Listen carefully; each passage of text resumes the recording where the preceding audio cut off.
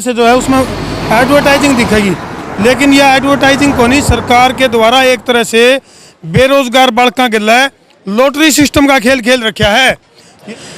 सारे भाइयों ने राम राम भाई, मैं हूं तारा देसी पत्रकार धर्मोर भाई देसी देख बिना ब्रेक लाइक सिर पे गुट्ठा टेक और बड़ी खबर का लाइक जो डेक। फिलहाल जो है मुखर्जी नगर दिल्ली में मौजूद हम विक्की कैमरामैन तक कहूँगा कैमरा घुमा दे, क्योंकि आड़ा जो है जो देश की सबसे बड़ी सर्विस है, यानी कि अफसरों की अगर मैं बात करूं, यूपीएससी की बात करूं या बड़े बड़े अफसरों की बात करूं, तो वो हाड़ते तैयार हुए हैं। शामी बत्रा सिनेमा है और फिलहाल कुछ स्टूडेंट हैं जो यूपीएससी के स्टूडेंट वो हमारे गेला मौजूद हैं। और आर्मी भर्ती की बात करें या बहुत सारी परीक्षाओं की बात करें, उनका ऊपर बहुत बड़ा बवाल मच रहा है। कुछ दिन पहले तालू गाँव का एक लड़का जिसका सिलेक्शन को नहीं होया था, उसने सुसाइड कर लिया था। इसका हम जमा भी हक में को नहीं, अगर भाई कोई भी बच्चा किसी परीक्षा में अगर फेल हुआ है और वो सुसाइड कर ले, ये कोई समाधान नहीं है। लेकिन जब बात आवे सरकार के ऊपर, जब बात आवे है बच्चे को अवसर देने के ऊपर, यानी कि सरकारी बीमारी का बहाना लेकर जो 2 साल बालका के खराब कर दिए और किसी भी डाल के जी परीक्षा आवे है उस बच्चे ने पाछा हटना पड़ा है, तो ये बहुत बड़ा सवाल हो गया है। सरकार के ऊपर बहुत बड़े बड़े सवाल उठ रहे हैं और बीच बीच में गफलत में भी रखा जावा है। यूपीएससी की तरफ से भी बयान आया था अगर भाई जिन बच्चों का लास्ट अटेम्प्ट है यूपीएससी का, उनको उम्र में कि छूट दी जाओगी, लेकिन वह छूट नहीं दी गई। सुशील मोदी की तरफ से भी बयान आया था अगर भाई बच्चों को छूट दी जाओगी। बात केवल हरियाणा की नहीं है, बात केवल दिल्ली की नहीं है, बात केवल राजस्थान की नहीं है, बात है पूरे देश की। यानी कि जिन बच्चा ने बड़ा अफसर बनना है उन खातर किस तरह की दिक्कत आ रही है, क्या मामला है। और फिलहाल मुखर्जी नगर में मौजूद हाँ, आड़े काफ़ी दिन तक घमासान भी होया, बच्चा ने भूख हड़ताल भी करी, धरना भी दिया, लेकिन हासिल कुछ नहीं होया। उन्हें बालका मत है, कुछ बच्चे हमारे गेला मौजूद हैं जो उस धरने में मौजूद थे, उन पर पूछेंगे अगर भाई किस तरह की दिक्कत है, क्या समाधान है, क्यों करके मामला है। बबीता जी, दर्शक जानना चाहे हैं कि किस तरह की दिक्कत है, टेक्निकल पॉइंट थोड़ा सा बताओ इस मामले में क्या है। सर टेक्निकल पॉइंट ये है कि जब 2020 में जब प्री का एग्जाम हुआ था तो 4 अक्टूबर 2020 को हुआ था, जो पहले जून में होना था, तो वो एक्सटेंड किया गया था आगे। लेकिन उस टाइम भी एक दिन के 73,000 केस आ रहे थे, मतलब कोरोना का वो पीक पीरियड था। तो उस दौरान जो यूपीएससी के जो बच्चे हैं वो पहले से किसी न किसी जॉब में सिलेक्टेड होते हैं, तो या तो वो फ्रंट लाइन वर्कर थे जैसे पुलिस में थे, या वो डॉक्टर्स थे, या फिर एसेंशियल सर्विस जैसे बैंकिंग 24/7 थी, इस तरह की वो जॉब कर रहे थे। और उस टाइम गवर्नमेंट की गाइडलाइंस थी कि 24 आवर आप सर्विस करोगे, आप स्टेशन नहीं छोड़ सकते। और वैसे अगर नॉर्मल होता है तो किसी भी जॉब में आप होते हुए कोई भी तैयारी के लिए आप छुट्टी ले सकते हो। तो ये उनके जो आर्टिकल जो उनके फंडामेंटल राइट्स हैं उनका हनन हुआ। तो उस टाइम तो उन्होंने देश की सर्विस की कि चलो देश पहले है, जो हमारे जो ड्रीम्स हैं वो बाद में है। फिर हमने उस टाइम केस डाला कि जो 4 अक्टूबर को भी एग्जाम है उसको भी पोस्टपोन किया जाए, क्योंकि अभी भी कोरोना पीक पर है और बहुत सारे स्टूडेंट जो हैं या तो अपने नियर डियर को खो दिया है, जैसे जिनके पेरेंट्स की डेथ हो गई, किसी के लड़कियां हैं उनके हस्बैंड की डेथ हो गई, या घर में कोई और किसी कारण से ऐसी फाइनेंशियल कंडीशंस भी हो गई, या फिर खुद पॉजिटिव है या क्वारंटाइन है, तो एग्जाम नहीं दे पाए, किसी भी कारण नहीं दे पाएंगे। तो फिर उन्होंने गवर्नमेंट ने ये कहा कि एग्जाम पोस्टपोन नहीं होगा। यूपीएससी ने कहा कि लेकिन हम इन बच्चों को जिनका लास्ट अटेम्प्ट है उनको हम कुछ ना कुछ रियायत देंगे। आश्वासन तो दे दिया, लेकिन उसके ऊपर कार्रवाई नहीं हुई। सिविल सर्विस की अगर मैं बात करूं तो सबसे पहले नंबर की पोस्ट यूपीएससी, और उसके ऊपर बड़ा बवाल। और कुछ बच्चे, अनुभवी बच्चे जो तजुर्बे में और उसमें अपना हुनर दिखाना चाहते थे, उन बच्चों के लिए सरकारी बीमारी के कारण 2 साल उनके खराब हो गए। हाँ जी सर। तो इसके लिए चलो आपका क्या नाम है? सोहन कुमार। सोहन, तो सोहन भाई जो धरना प्रदर्शन करे उसका कि मैं सहारा लग गया? धरना प्रदर्शन का अभी तक कोई सहारा नहीं है, और धरने करते करते 1.5 साल हो गया। और ये मुखर्जी नगर में 52 दिन का लगातार 24/7 ये प्रोटेस्ट था। उसके बाद भी एग्जीक्यूटिव मीटिंग्स के लिए 200 से ज़्यादा एमपी से मिल लिए हम। नर्मदा भवन, कावेरी भवन, स्वर्ण जयंती भवन, गंगा भवन, ब्रह्मपुत्रा भवन, यहाँ पर सारे चप्पल जूते गणे तोड़वा लिए। बिल्कुल। और लगातार गर्मी में आज भी आपने देखा होगा जंतर मंतर पे हम तुरंत पहुंचे, क्योंकि ये समस्या है पूरे देश की। पूरे देश के छात्र इसमें हैं, यूपीएससी के हैं, एसएससी के हैं, बैंकिंग के हैं, आर्मी के हैं, रेलवे के हैं, और तमाम जितने भी छात्र सेंट्रल लेवल की या फिर स्टेट सर्विसेज की भी तैयारी कर रहे हैं, यूपी पीसीएस के भी हैं। कई स्टेट ने इसमें रिलैक्सेशन दे दी, 2 साल की, 5 साल की भी दी है कई स्टेट ने। तो सभी स्टेट को पहली बात तो कि जब कोई कोविड की वजह से, एक महामारी की वजह से जिस बच्चों का नुकसान हुआ, तो सभी स्टेट्स को 2-4 साल का जरूर रिलैक्सेशन उसमें देना चाहिए। अब बात आई सेंटर की, तो सेंटर को कम से कम, जब सेंटर ने सुप्रीम कोर्ट में 2020 में जब ये पिटीशन लगी थी 30 सितंबर 2020 को, तो उसमें एग्री कर लिया था कि भाई हम कंसिडर करने के लिए तैयार हैं एग्ज़ाम से पहले, कि जिन बच्चों का भी इस बार मान लिया ये अटेम्प्ट ख़राब हो गया, तो उसके बाद मतलब लगातार बच्चों की कोशिश जारी है कि भाई उनको वो अटेम्प्ट दिया जाए, उनको वो चांस दिया जाए। आपने देखा होगा तालू गांव में भी आर्मी का स्टूडेंट था, हम उनके पास गए थे, उनके घर गए थे, आप भी गए थे, उन्होंने बताया था कि आप भी गए उनके घर। तो ऐसी समस्याएं ना आए कि भाई बच्चों को सुसाइड करना पड़े। लास्ट अटेम्प्ट हो लिया आपका? हाँ, मेरा लास्ट अटेम्प्ट हो चुका, और बच्चों को ऐसी नौबत नहीं आनी चाहिए कि जिससे कि बच्चों को सुसाइड करने पर मजबूर होना पड़े, जैसे तालू गांव में हुआ, या फिर अदर काफ़ी सारे ऐसे एग्जाम्पल है जिसमें स्टूडेंट्स अपने भविष्य को नहीं बना पाया, अपने फैमिली कंडीशन उनकी ख़राब हो गई, जॉब छूट गई, नौकरी छूट गई, परिवार बिल्कुल मतलब निचले स्तर पर आ गया था। और ऐसे समय पर भारत सरकार ने जब ये निर्णय लिया कि भाई एग्ज़ाम करवाने हैं, तो वो मेरे हिसाब से एक वाजिब ऑप्शन नहीं था किसी भी स्टूडेंट्स के पास। कविता जी, आपका भी लास्ट अटेम्प्ट हो लिया? हाँ जी, मेरा भी लास्ट अटेम्प्ट था। तो एक तरफ तो सरकार इसको पेंडेमिक एक्ट के तहत ले हुए है, यानी कि वैश्विक स्तर की महामारी। तो वह वैश्विक स्तर की महामारी जो है वह केवल आम जनता के ऊपर ही पड़ा है उसकी गाज, या फिर सरकार के ऊपर भी पड़ा, ये बहुत बड़ा सवाल है। सरकार ने जब रैली जलसे जुलूस करने हो उसके लिए सारा हाँ सर, जैसे एग्जाम सेंटर पे अगर जाते हो तो सारी गाइडलाइंस प्रॉपर फॉलो करते हो कि भाई आप मास्क लगाओ, आप ये करो, आप वो करो, डिस्टेंस बनाए रखो।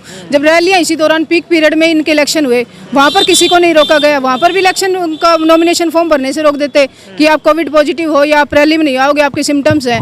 और उस टाइम इलेक्शन कमीशन की खुद ही गाइडलाइंस थी कि डरना नहीं है कोरोना से, वोट जरूर करना है। तो फिर स्टूडेंट के साथ ये दोहरा व्यवहार क्यों? ये डर केवल आपके ऊपर आ पड़ा। ये डर जो है, ये जो डर है ये स्टूडेंट के ऊपर आन पड़ा। यानी कि चाहे हरियाणा स्टाफ सिलेक्शन बोर्ड की बात करा, या फिर केंद्र सरकार की तरफ से जो जॉब दी जाए, या यूपीएससी की बात करा, या जितने भी जो जॉब के अवसर हैं, उनमें जो बच्चे इस अंतराल में थे, यानी कि जो वैश्विक महामारी की बात कर रहे हैं, हम तो इसने सरकारी बीमारी का आग्रह हाँ, तो उनको जो अपील है धरना प्रदर्शन के माध्यम से भी अपील करी गई है, यानी कि 2 साल 3 साल या 4 साल का जो उनको जो है छूट इसमें दी जानी चाहिए। जिस तरह कोई भी राजनीतिक दल है जी वो भाषण देना हुआ है उसने, तो बड़े बड़े भाषण देंगे, बोले भाइयों बहनों मेरे प्यारे देशवासियों 2 करोड़ नौजवान युवा साथियों को रोजगार देंगे, लेकिन आड़ा जी रोजगार की बात आवा है तो कदम पीछे खींच लिए जावे हैं। तारी अपनी क्या राय है? हाँ, मिलना भी नहीं चाहता सर। होम मिनिस्टर के घर पे गए थे हम लोग, 40-100 के आसपास। आएंगे आपके पास, लेकिन उस समय आएंगे जब आपने वोट डालनी होगी ना, इलेक्शन के टाइम पे आएंगे। 21 दिन का आश्वासन दिया था कि आपको मिलवाएंगे होम मिनिस्टर सर से, उसके बाद हमें नहीं मिलवाया गया। और उसी दौरान जो माइग्रेंट्स थे उनका हाल तो आपने देखा होगा कि माइग्रेंट्स के बच्चे एग्जाम की तैयारी नहीं करते क्या? वो यूपीएससी नहीं देते या किसी और एग्जाम की तैयारी नहीं करते? उनका जो हाल था, इस सिचुएशन में कोई तैयारी कर सकता है क्या? जब और फिर दूसरी बात, आप वैसे तो इतनी गाइडलाइंस की पेंडेमिक जो है ये, आप एनडीएमसी एक्ट लेके आ रहे हो, फिर आप ये सब चीज़ें मान रहे हो, इसको कॉमन डिजीज नहीं मान रहे, तो फिर आप रिलैक्सेशन तो हर सेक्टर को दे रहे हो, तो स्टूडेंट को क्यों नहीं? इसी को कहते हैं बोले कोई और करे तो करैक्टर ढीला और हम करे तो रासलीला। ये इसी तरह के मामले भाई, बोले तारा कुत्ता कुत्तर मारा कुत्ता टोमी। यानी कि सरकार की जो पॉलिसी है उसकी जो पोल है वो इस मुखर्जी नगर में तय खुलने लग रही है। शिक्षा का हब फिलहाल जो मुखर्जी नगर तय लाइव तस्वीर तो हम देखने लग रहे हो। और एक तरफ तो सरकार की पॉलिसी यानी कि वोट लेने खातर तो बात कुछ और हुए हैं, और धरातल पे कुछ मामला और हुआ है। तो उसमें माननीय प्रधानमंत्री जी कह रहे थे कि भाई कोविड के कारण बहुत सारे बच्चों को नुकसान हुआ, उनके माँ बाप गुजर गए। जिसके माँ बाप गुजर गए उसके साथ माँ भारती है। अब वो माँ भारती कौन है? कौन सी माँ भारती? इमोशनल पॉलिटिक्स इसको बोलते हैं, इमोशनल पॉलिटिक्स। माँ भारती के साथ मतलब काम है, हमें तो दिखाई नहीं दे रही माँ भारती जो उनके करियर को बचा ले। तो उनको सीधे 2-3 वर्ष का रिलैक्सेशन उनको एज में दिया जाए, ताकि ये बच्चे दोबारा से अपने एग्जाम में बैठ सके, क्योंकि इस पर लाखों रुपए का खर्च हो रहा है हर बच्चे के ऊपर। माँ बाप अपनी मजदूरी करते हैं, हर बच्चे को पढ़ाते हैं, मुखर्जी नगर में भेज रहे हैं, करोल बाग में भेज रहे हैं, तो उनको चांस आवश्यक मिलना चाहिए। चलो, आज मेंस का एग्जाम भी था भाई, बहुत सारे बालक हैं, यूपीएससी परी का एग्जाम भी था, तो बहुत सारे बच्चे जिनके मारदोर है गणे फोन आए, अभी हमारी समस्या हमारा लास्ट अटेम्प्ट है और आगे के बार हमने अवसर ना मिला है, तो उन बालकों की बात भी इसे में शामिल कर लियो। नुकाग्रा हाथी की पैड में सबकी पैड। तो ये जो 2 छात्र हैं इनने अपनी बात रखी है, इनके पीछे तो हम वो लाखों उन छात्रों को मान लियो जिनकी समस्या इनने बताई है।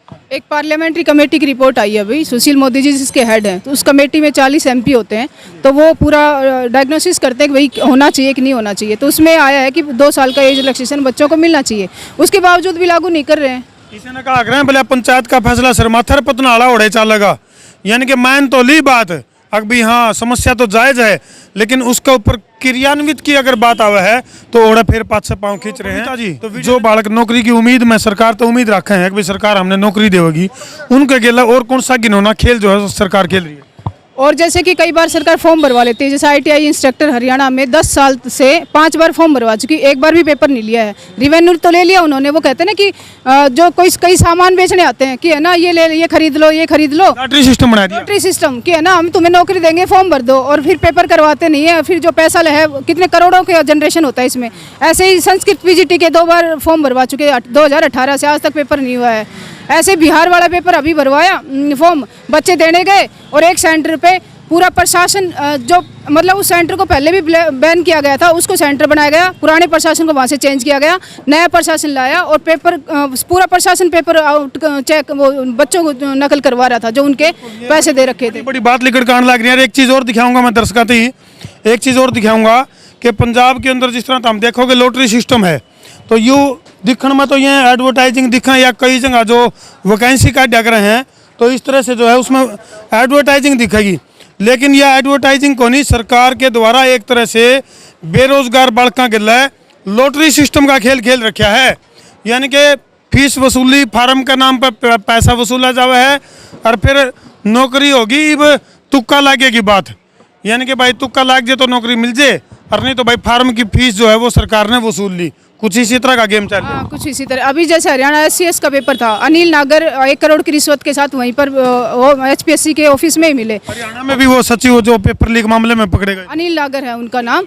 तो अब उन्होंने खुद वो किया है कि उन्होंने और एग्जाम में भी करवाया ऐसा घोटाला, तो फिर उनकी संपत्ति जब्त क्यों नहीं होती? क्या अभी तक ऐसे पेपर आउट करवाने वालों की किसी की संपत्ति जब्त हुई है? किसी को सजा हुई है? किसी को नहीं होती। थोड़े दिन बाद सेटिंग हो जाएगी, कोर्ट का इनके वो आ जाएगा, बच्चों से दोबारा फॉर्म भरवा लेंगे। असल में बबीता जी आप जिसे अफसर बने तो इन चीज़ों के ऊपर नकेल कसी जावे, लेकिन आपको इस तरह से वंचित कर दिया जावा है। तो किमें जो है ना सरकार की एक ऐसी पॉलिसी है, खेला खेला जान लग रहा है बेरोजगार बालका का गिल्ला है। तो वीडियो ने जिला के शेयर भी कर दो, और सरकार से भी अपील है कि इन बालका का जो भविष्य है उसको ब्राइट बनाओ, उसको उज्जवल बनाओ, और जो नारे लाए जाए हैं बेटी बचाओ बेटी पढ़ाओ के, उनको यदि सार्थक करना है तो इनकी बात के ऊपर गौर करना पड़ेगा सरकार ने।